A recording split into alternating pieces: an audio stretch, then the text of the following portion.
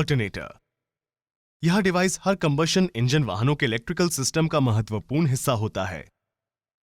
तो यह क्या काम करता है और यह कैसे काम करता है, इस वीडियो में हम एक साधारण कार ऑल्टरनेटर पर नजर डालेंगे और समझेंगे कि यह कैसे काम करता है, इसके मुख्य पुर्जे क्या हैं और इनका कहां और कैसे प्रयोग किया जाता है।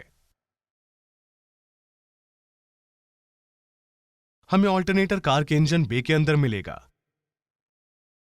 ऑल्टरनेटर की शाफ्ट बेल्ट और पुली के जरिए इंजन से जुड़ी रहती है। जब इंजन चल रहा होता है तब ऑल्टरनेटर की शाफ्ट बल लगाने के कारण घूमने लगती है और इसके घूमने से इलेक्ट्रिसिटी बनती है। एक ऑल्टरनेटर कुछ ऐसा दिखता है। ऑल्टरनेटर एसी बिजली या ऑल्टरनेटिंग करंट बनाता है, इसलिए इसे ऑल्टरनेटर कहा जाता है। एसी इलेक्ट्रिसिटी के साथ इलेक्ट्रॉन का करंट लगातार आगे और पीछे की ओर प्रवाहित होता रहता है। यह उसी प्रकार की इलेक्ट्रिसिटी है जो आपके अपने घरों के पावर आउटलेट में मिलती है, लेकिन आपके घरों में वोल्टेज कहीं ज्यादा होता है। लेकिन कार के इलेक्ट्रिकल पुर्जे एक दूसरे प्रकार की बिजली का प्रयोग भी करते हैं, जिसे डीसी और डायरेक्ट करंट कहा जाता है। इस तरह की इलेक्ट्रिसिटी में इलेक्ट्रॉन केवल एक ही दिशा में बहते हैं। यह बैटरी से मिलने वाली इलेक्ट्रिसिटी की तरह ही होता है। इसलिए ऑल्टरनेटर रेक्टिफायर का प्रयोग करके ऑल्टरनेटिंग करंट को डायरेक्ट करंट में बदल देता है। ऑल्टरनेटर की आउटपुट वोल्टेज कार की स्पीड के अनुसार अलग अलग होती है, इसलिए ऑल्टरनेटर इसे सीमित रखने और एक नियर कॉन्सेप्ट आउटपुट बनाए रखने के लिए एक रेगुलेटर का भी प्रयोग करता है। आधुनिक वाहनों में भी संचालन के लिए इलेक्ट्रिसिटी की जरूरत होती है। इसका प्रयोग light, music system, electrical window wiper इत्यादि को ऊर्जा देने के लिए होता है। इंजन में ईंधन का दहन होता है। इसका प्रयोग क्रैंकशाफ्ट को घुमाने और साथ में वाहन को आगे बढ़ाने के लिए किया जाता है। इंजन केवल मैकेनिकल बल प्रदान करता है, यह इलेक्ट्रिसिटी पैदा नहीं करता। इसलिए हमें वाहन के अंदर लगी सभी इलेक्ट्रिकल डिवाइसों को ऊर्जा देने का कोई तरीका निकालना पड़ता है और तब ऑल्टरनेटर की भूमिका सामने आती है। इंजन बे में हमें 12 volt lead acid car battery में मिलती है। यह रासायनिक ऊर्जा के रूप में ऊर्जा का संग्रहण करती है, यह इलेक्ट्रिसिटी स्टोर नहीं करती है। वैसे हम पहले ही काफी विस्तार से बता चुके हैं कि कार की बैटरी कैसे काम करती है। आप हमारा इस बार वीडियो जरूर देखें, आपको उसका लिंक नीचे डिस्क्रिप्शन में मिल जाएगा। जब इंजन बंद रहता है, बैटरी कार के इलेक्ट्रिकल पुर्जों को ऊर्जा देती है, हालांकि इससे बैटरी खत्म होने लगती है। जब कार चालू होती है, बैटरी स्टार्टर मोटर को बड़ी मात्रा में करंट प्रदान करती है, जो फ्लाई व्हील को घुमाता है और इंजन को चालू करता है। स्टार्टअप के दौरान फिर से बैटरी आंशिक रूप से खाली हो जाती है, क्योंकि मोटर को चालू करने के लिए बड़ी मात्रा में करंट की जरूरत पड़ती है। जैसे ही इंजन चलने लगता है, बैटरी को फिर से चार्ज करने के लिए ऑल्टरनेटर का प्रयोग किया जाता है, ताकि अगली बार इंजन को चालू करने के लिए इसमें पर्याप्त ऊर्जा संचित हो जाए। ऑल्टरनेटर कार के इलेक्ट्रिकल डिवाइसों को तब भी ऊर्जा देती है जब इंजन चल रहा होता है। अगर बैटरी को लंबे समय तक डिस्चार्ज होने के लिए छोड़ दिया जाए तो वह मोटर को चालू करने के लिए आवश्यक करंट की भारी मात्रा की आपूर्ति नहीं कर पाएगी और कार को जंप स्टार्ट करना पड़ेगा। आइए ऑल्टरनेटर के मुख्य पुर्जों पर नजर डालते हैं। सामने की ओर हम एक पुली देख सकते हैं। यह एक पहिया है जिसमें खांचेदार कट लगे होते हैं, जो बेल्ट पर पकड़ बनाने में मददगार होते हैं और यही बेल्ट इंजन पर घूमने के लिए बल लगाती है। पुली व्हील एक शाफ्ट से जुड़ा होता है जो ऑल्टरनेटर की पूरी लंबाई में दौड़ता है। आंतरिक पुर्जे मुख्य हाउसिंग के अंदर लगे होते हैं। हाउसिंग के 2 भाग होते हैं, सामने का और पिछला ब्रैकेट। केसिंग पर कुछ स्लॉट कटे होते हैं जिनसे हवा गुजर सकती है और यह वहां उत्पन्न होने वाली अनावश्यक गर्मी को बाहर निकाल देती है। यूनिट के पीछे इलेक्ट्रिकल कनेक्शन होते हैं। कई तरह के अलग अलग डिजाइन होते हैं, लेकिन यहां एक सरल 3 वायर डिजाइन का उदाहरण दिया जा रहा है। इसमें एक आंतरिक रेगुलेटर और रेक्टिफायर है जिसमें ये टर्मिनल होते हैं। बी टर्मिनल, यह आउटपुट बैटरी को चार्ज करता है। एस टर्मिनल, यह वोल्टेज का पता लगाने में रेगुलेटर की मदद करता है। एफ टर्मिनल, यह इग्निशन से जुड़ा होता है और स्टार्टअप पर इलेक्ट्रोमैग्नेट को शुरुआती ऊर्जा प्रदान करता है। सर्किट को पूरा करने के लिए इलेक्ट्रिसिटी कार फ्रेम से होकर बैटरी के नेगेटिव टर्मिनल से या उसकी ओर प्रवाहित होती है। चूंकि इस यूनिट में एक आंतरिक रेगुलेटर और रेक्टिफायर है, हमें ये पुर्जे यूनिट के पिछले हिस्से में आमतौर पर प्रोटेक्टिव गियर के नीचे मिलते हैं। हम जल्द ही इसके बारे में और विस्तार से जानेंगे। हाउसिंग को हटाकर हम यूनिट के अंदर देख सकते हैं। हमें पहली चीज दिखाई देती है स्टेटर। स्टेटर स्थिर रहता है और यह घूम नहीं सकता। इसमें कई सारी लैमिनेटेड शीट्स होती हैं जिनके अंदरूनी किनारों पर स्लॉट के पैटर्न बने होते हैं। फिर हमें कॉपर वायर के 3 अलग अलग सेट मिलते हैं जो इन स्लॉट्स में एक निश्चित व्यवस्था के अनुसार लपेटे गए हैं। हर कॉइल का एक सिरा एक दूसरे से जुड़ा होता है जिससे एक न्यूट्रल पॉइंट बनता है। यह स्टार कॉन्फ़िगरेशन है। हर कॉइल सेट एसी इलेक्ट्रिसिटी का एक फेज बनाती है और इस तरह कुल 3 फेज बिजली प्रदान करती है। हर कॉइल का दूसरा सिरा केस से होकर गुजरता है और रेक्टिफायर से जुड़ा होता है। ऑल्टरनेटर एसी ऑल्टरनेटिंग करंट उत्पादित करता है, लेकिन कार की बैटरी और इलेक्ट्रिकल डिवाइसों को डीसी करंट की जरूरत होती है। इसलिए रेक्टिफायर एसी इलेक्ट्रिसिटी को डीसी इलेक्ट्रिसिटी में बदल देता है। ऑल्टरनेटर के केंद्र में हमें वायर का एक और कॉइल दिखता है जो एक आयरन कोर पर लपेटा हुआ है और शाफ्ट से जुड़ा हुआ है। शाफ्ट में 2 शिफ्ट रिंग्स भी होती हैं।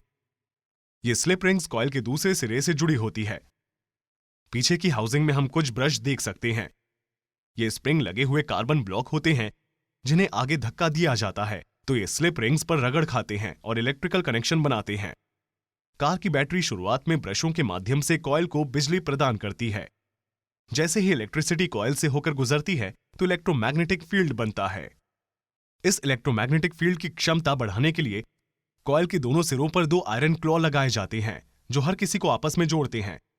एक सिरा उत्तरी ध्रुव बन जाएगा और दूसरा सिरा दक्षिणी ध्रुव बन जाएगा। चूंकि इलेक्ट्रोमैग्नेट रोटर शाफ्ट से जुड़ा होता है, जब इंजन शाफ्ट को चालू करता है तो वह इलेक्ट्रोमैग्नेट को स्टेटर के कॉइल के पास घुमाने लगती है। इसके कारण स्टेटर कॉइल में करंट पैदा होता है और इलेक्ट्रिसिटी बनती है। एक बार जब ऑल्टरनेटर इलेक्ट्रिसिटी बनाने लगता है तो ऑल्टरनेटर इलेक्ट्रोमैग्नेट को डायोड ट्रियो के जरिए स्वयं ऊर्जा देने में सक्षम हो जाता है। यह diode trio 3 phase AC electricity को डीसी में बदलता है। ऑल्टरनेटर द्वारा उत्पादित वोल्टेज और करंट वाहन की स्पीड के अनुसार अलग अलग होंगे। वाहन जितनी अधिक स्पीड से चलेगा उतनी ही तेजी से क्रैंकशाफ्ट घूमेगा और इस तरह ऑल्टरनेटर भी उतनी ही तेजी से घूमेगा जिससे वोल्टेज और करंट दोनों बढ़ेंगे। इस पर नियंत्रण रखने के लिए एक और पुर्जे का प्रयोग किया जाता है जिसे रेगुलेटर कहते हैं। यह रेगुलेटर यूनिट में पीछे की ओर लगा होता है। यह एक इंटीग्रेटेड सर्किट बोर्ड है जो ऑल्टरनेटर के आउटपुट को मॉनिटर करता है और इसकी क्षमता पर नियंत्रण बनाए रखने के लिए इलेक्ट्रोमैग्नेट से प्रवाहित होने वाले करंट को बदलता है। इलेक्ट्रोमैग्नेट की क्षमता का प्रयोग ऑल्टरनेटर के आउटपुट को बदलने के लिए किया जा सकता है। बिजली वायर से में बहने वाला इलेक्ट्रॉनों का प्रवाह है।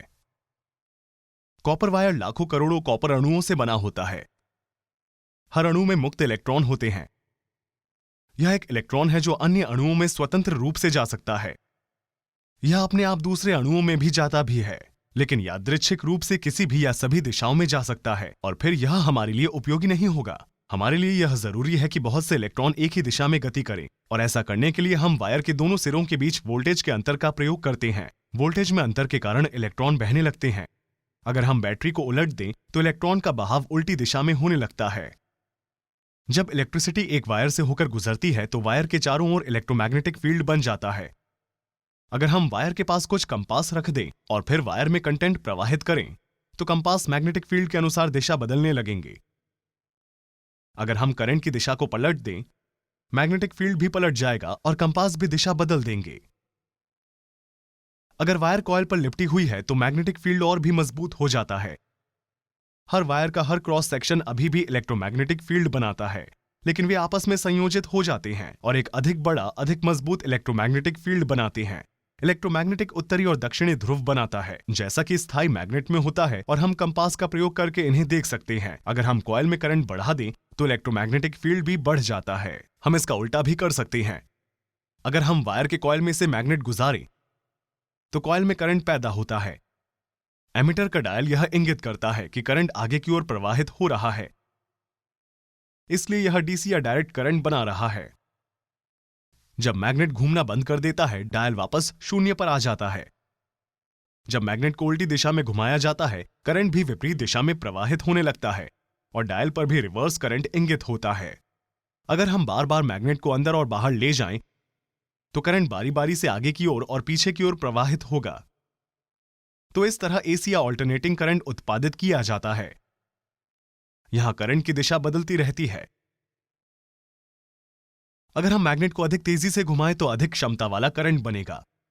अगर हम अधिक क्षमता वाले मैग्नेट का प्रयोग करें तो भी करंट बढ़ेगा। हम अधिक घुमाव वाले कॉइल का प्रयोग करें तो भी अधिक करंट जनरेट होगा।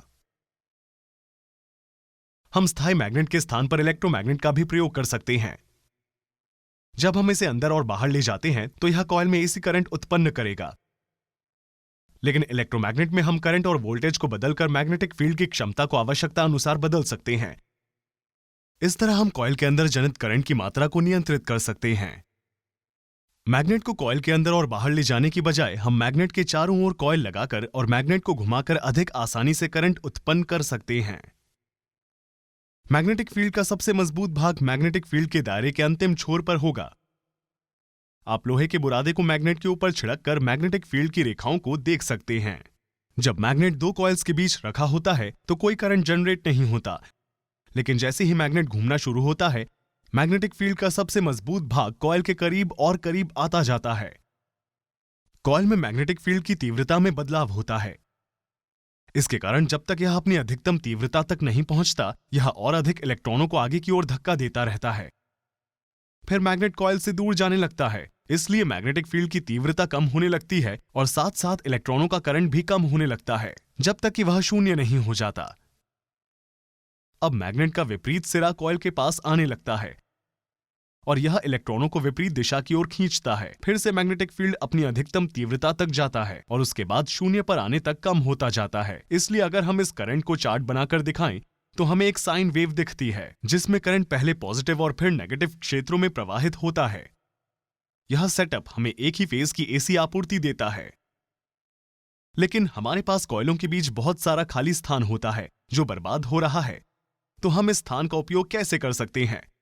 वैसे अधिक ऊर्जा प्रदान करने के लिए हम यहां और कॉइल जोड़ सकते हैं तथा और अधिक फेज बना सकते हैं।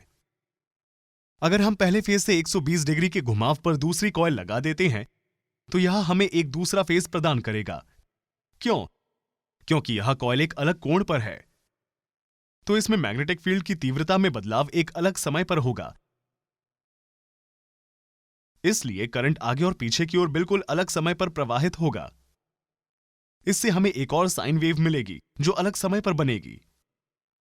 हमारे पास यहां पर अभी भी खाली जगह बाकी है, तो हम यहां एक तीसरा फेज बनाने के लिए पिछली कॉइल से 120 डिग्री पर कॉइल का एक और सेट जोड़ सकते हैं। अगर हम केवल एक फेज का प्रयोग करते हैं तो मैग्नेट के हर चक्कर पर आधे समय करंट आगे की ओर बहेगा और बाकी के आधे समय पीछे की ओर बहेगा। लेकिन 3 फेज बन जाने पर हमारे पास हमेशा एक ऐसा फेज होगा जिसमें करंट आगे की ओर बह रहा होगा और हमेशा एक दूसरे फेज में करंट पीछे की ओर बह रहा होगा। इसका मतलब है कि हम अधिक ऊर्जा देने के लिए इन फेजों का उपयोग कर पाएंगे। अलग अलग कॉइल और 6 वायर लगाने के बजाय हम कॉइलों के सिरों को आपस में जोड़ सकते हैं, क्योंकि फेज हमेशा आगे और पीछे की दिशा में बारी बारी से प्रवाह बदलते रहते हैं। अब करंट दिशा बदलने के साथ साथ हर कॉइल के बीच मुक्त रूप से प्रवाहित होगा। अब हम 3 फेज वाली एसी इलेक्ट्रिसिटी बना रहे हैं, लेकिन कार के अंदर हमारे अभी इलेक्ट्रिकल सर्किट और पुर्जे डीसी या डायरेक्ट करंट का प्रयोग करते हैं। इसलिए हमें एसी करंट को डीसी करंट में बदलना होगा और उसके लिए हमें एक फुल ब्रिज रेक्टिफायर चाहिए। यह वास्तव में बस 6 डायोड होते हैं जो जोड़े में कनेक्ट होते हैं और इनमें समानांतर वायर लगे होते हैं। अगर आप नहीं जानते हैं तो बता दें कि डायोड करंट को केवल एक ही दिशा में बहने देता है और करंट को विपरीत दिशा में बहने से रोकता है। इसलिए एक फेज वाली आपूर्ति में मैग्नेट के हर चक्कर पर करंट केवल आधे चक्कर के दौरान ही प्रवाहित होगा और बाकी के आधे चक्कर के दौरान वह अवरुद्ध रहेगा। यदि हम 3 फेजों में से हर एक को अलग अलग एक डायोड से जोड़ दें तो करंट अलग अलग समय पर प्रवाहित होगा और अलग अलग समय पर अवरुद्ध होगा। इसलिए हम इन तीनों फेजों को डायोड के ब्लॉक से कंबाइन कर देते हैं और केवल अपनी अधिकतम तीव्रता पर पहुंचने वाला फेज ही इसमें से गुजर पाता है। हमें थोड़ा रफ डीसी आउटपुट मिलेगा, लेकिन इसे निर्बाध बनाने के लिए हम एक कैपेसिटर जोड़ सकते हैं जो सामान्यतः इलेक्ट्रॉनों को सोख लेगा और फिर आउटपुट को अनवरत बनाए रखने के लिए अपने आप इलेक्ट्रॉन छोड़ देगा। इससे हमें अनवरत डीसी आपूर्ति मिलती रहेगी। वैसे आपको बता दें कि हम डायोड, कैपेसिटर और पावर इन्वर्टरों के बारे में पहले ही विस्तार से बता चुके हैं। उन वीडियोस को जरूर देखें, उनके लिंक आपको नीचे वीडियो डिस्क्रिप्शन में मिल जाएंगे। ठीक है, तो अब हमारे पास डीसी आउटपुट है, लेकिन अगर मैग्नेट इंजन से जुड़ा हुआ है और कार की स्पीड बढ़ाई जाती है तो मैग्नेट अधिक तेजी से घूमने लगेगा और इसके कारण आउटपुट वोल्टेज और करंट बढ़ जाएंगे। हम ऐसा नहीं चाहते क्योंकि इससे कार में लगे हमारे इलेक्ट्रॉनिक पुर्जे खराब हो जाएंगे। इसलिए हमें वोल्टेज को रेगुलेट करने के लिए कोई तरीका निकालना होगा। अगर आपको याद हो तो हमने देखा था कि हम इलेक्ट्रोमैग्नेट का प्रयोग करके वोल्टेज को बदल सकते हैं और इलेक्ट्रोमैग्नेटिक फील्ड की तीव्रता को बढ़ा या घटा सकते हैं। और मैग्नेट की क्षमता को बदलकर हम कॉइल में उत्पन्न होने वाले वोल्टेज और करंट में बदलाव कर सकते हैं।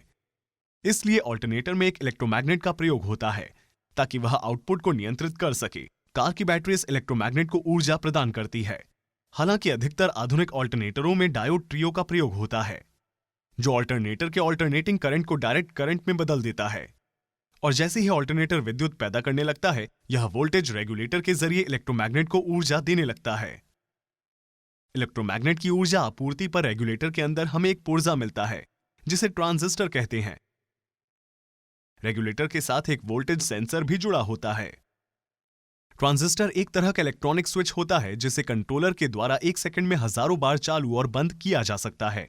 इसका प्रयोग प्रवाहित हो रहे करंट की मात्रा पर नियंत्रित रखने के लिए किया जा सकता है। अगर हम बैटरी से कॉइल को बह रहे करंट की कल्पना करें जो एक निश्चित समय अवधि में अपने अधिकतम स्तर पर बह रहा है, तो हमें 100% करंट मिलता है और इलेक्ट्रोमैग्नेट 100% क्षमता पर होता है। लेकिन यदि अब हम एक स्विच का प्रयोग करें ताकि इलेक्ट्रिसिटी का प्रवाह केवल आधे समय ही रहे, तो हमें 50% करंट मिलता है और इसलिए इलेक्ट्रोमैग्नेट अपनी क्षमता का केवल 50% प्रयोग करता है। इसलिए ऑल्टरनेटर के आउटपुट को मापकर और फिर ट्रांजिस्टर स्विच के खुलने और बंद होने के समय को बदलकर हम कॉइल में करंट के प्रवाह और इलेक्ट्रोमैग्नेट की क्षमता को कंट्रोल कर सकते हैं। यह इलेक्ट्रोमैग्नेटिक फील्ड की तीव्रता को नियंत्रित करता है जिससे ऑल्टरनेटर द्वारा उत्पादित इलेक्ट्रिसिटी की मात्रा पर भी। ठीक है दोस्तों, इस वीडियो के लिए इतना ही, लेकिन सीखना जारी रखें और स्क्रीन पर दिखाए जा रहे वीडियोस को देखें। मैं आपसे अगले लेसन के साथ मिलूंगा। हमें फेसबुक, इंस्टाग्राम, लिंक्डइन के साथ साथ engineeringmindset.com पर फॉलो करना न भूलें।